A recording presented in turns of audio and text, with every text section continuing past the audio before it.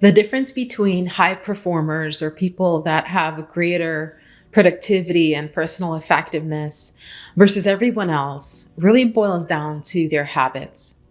You see, successful people have taken the time to really discipline themselves in developing the kinds of habits that support their growth.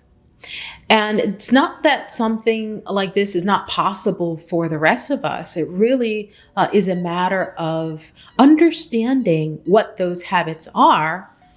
And then, secondly, really asking yourself, how bad do you want it? And so, your whole life is going to begin to change once you develop the right habits that are going to support your personal effectiveness.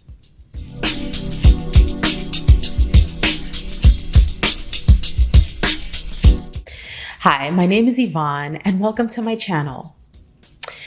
You know, the goal of this channel really is personal growth and to help people step up and be the best version of themselves to improve the quality of our life. So if you're new here and haven't already, subscribe to join our community. So one thing I wanted to talk to you today about is something called personal strategic plan. You know, we talked in the onset about the success habits. And if you think about it, it's kind of like a recipe. There's a recipe to success. If you have the recipe for a chocolate cake, for instance, as long as you follow those instructions, you have all of those ingredients and you mix it in just the right way, like they tell you, you're going to have chocolate cake. You can't have a recipe and step through the recipe of a granola bar and expect to have the chocolate cake. No, you take on the recipe and you just follow those instructions, follow those directions. And that takes discipline, because you may have other ways that you think are going to be better. Well, if you're a novice and you're starting out and you haven't achieved the level of success that you want, let's just follow that basic chocolate cake recipe first. Then you can start getting comfortable and start playing around and messing around with the recipe. But let's start with the basic foundation. So that's really what your personal strategic plan is. It sets the right foundation for success. And as long as you follow this recipe, you're going to get that recipe to success. So this concept of a personal strategic plan comes from the business domain, and they really use this to increase their return on investments for their products and services. And so the same thing too for you. For your personal strategic plan, it's going to help you increase the return on your life and the quality of your life once you begin to implement it. So what is that? Well, first, it starts with two parts. First, you want to really think through your life. And, you know, most people don't do that. They just kind of exist and live and get up, and whatever comes up for the day, that's what they do. Whatever someone else's idea has for them to do that day, fine, they'll go along with it. But for those select few that really think through what they want in their life, that's personal strategic planning. And then on top of that, they really plan their life in advance. Okay. And that takes being very clear with what you want to be, do, and have, and we'll get there. But my point is this: your life begins to change and rearrange the moment you have a plan. Okay. So let's talk about that. So there's 3 points in this personal strategic plan that I want to share with you today. And the first we want to write down our goals. All right. So we start with, what are the top 10 goals that you want for yourself? And they could be in any area. They can be maybe in relationships. And more specifically, how about your romantic relationship? Maybe you want more passion. Or a family, maybe you want to get closer to a family member that has been disrupted or divided in the relationship. Or maybe friends, maybe you realize, you know what, I can use some help in this social area here, and I would love to have some friends that I can just connect with and have lunch with on the weekends and really have a nice support group.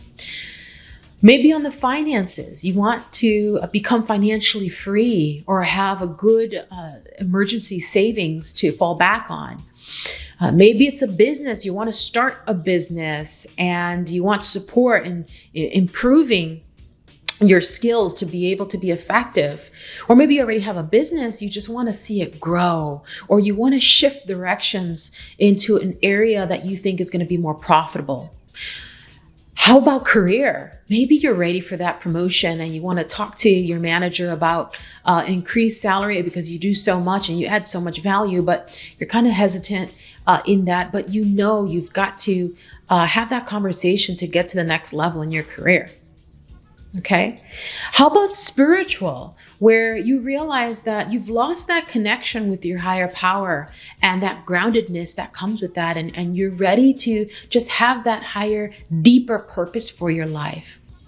So, these are areas that you can think about, and you may come up with more than 10, but just focus on 10 for now, because that is what we're going to focus on. So once you have those 10, next you want to do the second point. Now, remember, before I kind of alluded to this, that the recipe is simple. The challenge is sticking to it. So this is the part that is going to be challenging to stick to it. Although in the onset, it might sound easy. You want to take those 10 goals and you want to write them down every morning. And the way you write it down is in such a way that it's written as if it's already accomplished. It's as good as done. And that takes some faith. And in the beginning, you're going to notice that there's going to be some resistance. You're not going to want to write it down. You're going to say, well, that's not true. And then you're going to feel that resistance. And that's that paradigm or that identity that you're trying to move away from. It's going to try to pull you back in and say, no, this is not for you. And you're trying to say, no, this is my new identity, and it's going to pull you back. So be aware of that tug of war that's going to happen internally. But you've got to write it in such a way as if it's already accomplished. For example, let's say you want to have that 6-month savings cushion, but that's not something that's possible for you right now. You don't know how you're going to get the money. There's more month at the end of the month than money, right? And so it's a struggle, but this is something that you want to accomplish and you want to do. Well, write it as if it's already done. I am so happy and grateful now that I have 6 months of emergency funds totaling $30,000 in a high yield money market account. Boom. It's as good as done. It's going to take faith, but it's done. That there's actually a scripture in Hebrews that says faith is the assured expectation. So let's make these expectations assured. Okay. All right. And so when you review your goals daily, there's something I want to talk to you about the subconscious mind. So your conscious mind is your intellect, your intelligence kind of resides in that conscious mind and that awareness. However, your subconscious is where your habits and behaviors live. So in order to really influence and shift our behaviors and our habits, we want to make sure that it gets imprinted into our subconscious mind. So we can't just intellectualize it, because that's what writing goal, it's not about just, frou-frou, I want to do this. It's impressing it in that subconscious so that it becomes habitual. For example, and we've all been through this, I'm sure. I certainly have. I wanted to have, a habit of every day getting to that gym at 5 o'clock in the morning. And in order to make sure it became a habit, I had an accountability partner. I paid for a personal trainer to meet me there. Well, I noticed that it doesn't matter what day I went, there was that same lady really, motivated and working out. And here I am lugging myself to the gym, barely able to crack my eyes open. And she's just at it. And it didn't matter which day. It was a habit. And, she had the body to show for it, right? And I was like, man, I want to be that too. But it was just so hard for me to get up at, in the morning. Oh my gosh, it was difficult. But I wanted this. I intellectualized that was my goal. But it didn't get into my subconscious. How do I know that? Because it wasn't a habit yet. It was so dreadfully hard. Okay? I knew I had to stick to it in order for it to become second nature, in order for it to be just a part of who I am.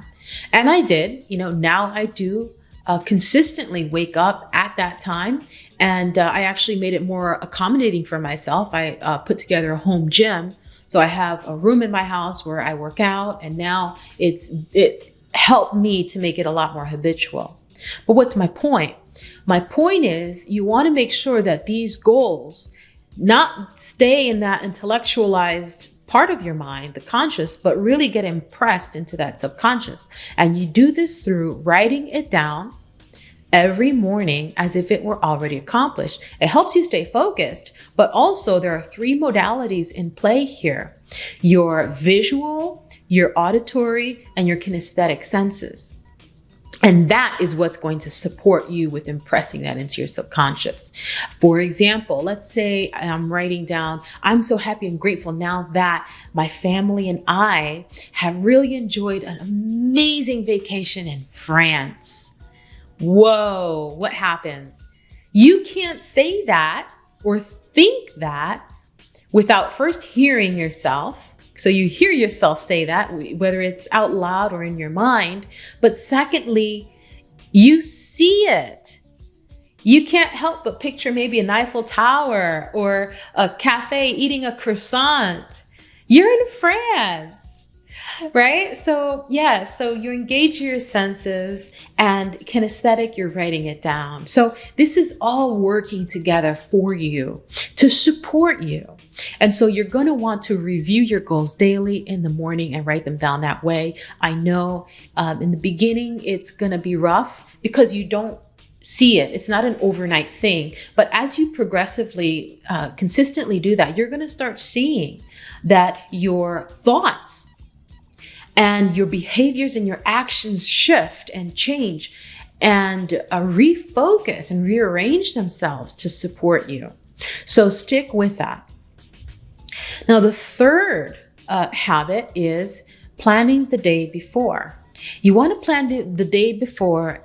At the end of each work day, you write down your to-do list. What do you want to do the next day? That's more specific and geared towards your goals, right? And you want to rearrange them so that they're in the level of priority. You want to prioritize them. And what this helps you do is it really helps you put order in your mind. You also get to sleep on it. And what happens when we sleep on it is, at night, our thoughts begin to rearrange and reorganize. And, we wake up with easier, more streamlined ways of resolving a problem.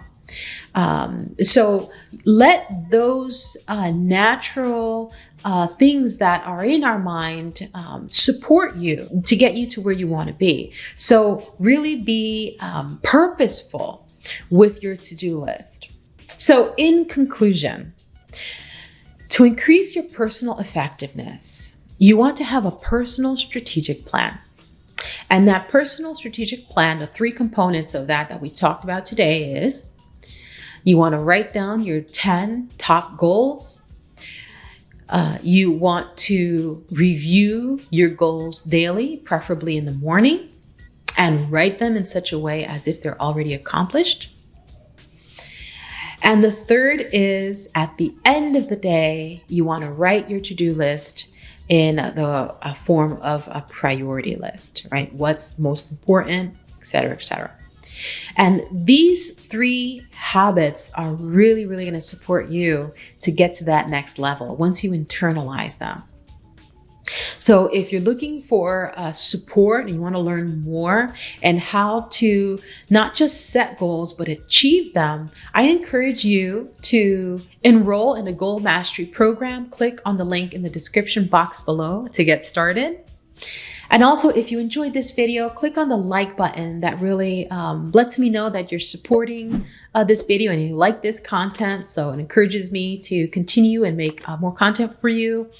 And also subscribe so you're notified on new videos. And I'll see you on the next one.